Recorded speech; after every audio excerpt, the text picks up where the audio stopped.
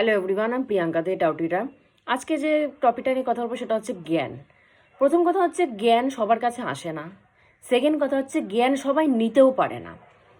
কারণ জ্ঞান নেওয়ার জন্য প্রথম কথা হচ্ছে আমাদের মন এবং মাইন্ড দুটোকেই প্রসারণ করতে হবে, খুলতে হবে, তাহলে কি জ্ঞানটা নিতে পারবে। আমরা যদি কোনো জায়গা বন্ধ করে রাখি তাহলে কি ভিতরে কিছু এন্ট্রি নিতে পারবে? পারবে না।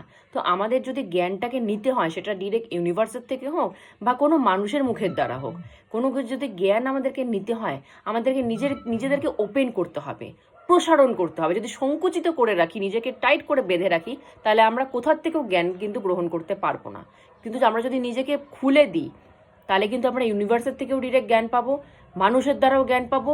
ইউনিভার্সের প্রতিটা নির্জীব পদার্থ যেটার মধ্যে কোনো জান নেই সেখান থেকেও কিন্তু জ্ঞান পাওয়া যায়। কিন্তু তাই বলে আমাদেরকে নিজেদেরকে খুলতে হবে, ওপেন করতে হবে। অনেকে আছে জ্ঞান দিতে ব্যস্ত, জ্ঞান নিতে রাজি না।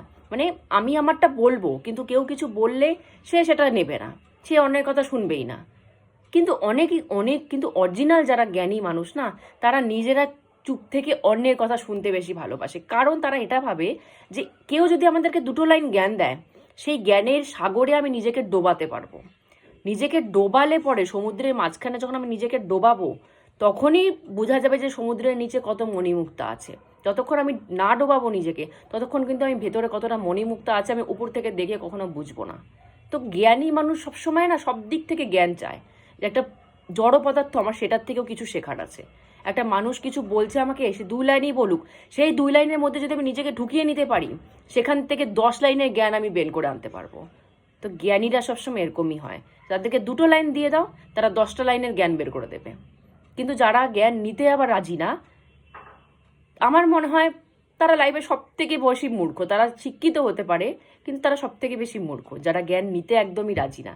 কারণ তাদের নেয়ার স্পেসটাই নেই। তারা নিজেকে এইভাবে বদ্ধ করে রেখেছে যে তারা নিতেই পারবে না, ভেতরে সে ঢুকবেই না। আপনি যতটাই তাদেরকে বলুন না কেন, তাদের মাথার উপর দিয়ে চলে যাবে, ভেতরে আর কিছু ঢুকবে না। তো জ্ঞান নেওয়ার জন্য নিজেকে খুলুন, খুললে পরে নিজেকে ওপেন করুন। আর ওপেন সবসময় ঠাকুরকে ধরলেই করা যায়। নিজেকে প্রসারণ, নিজেকে বড় করা, এটা সবসময় ঠাকুরকে ধরলেই করা যায়।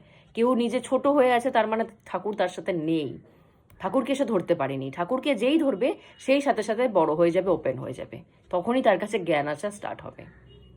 তো আজকের মতো আমি এখানেই স্টপ করছি। জয় গুরু।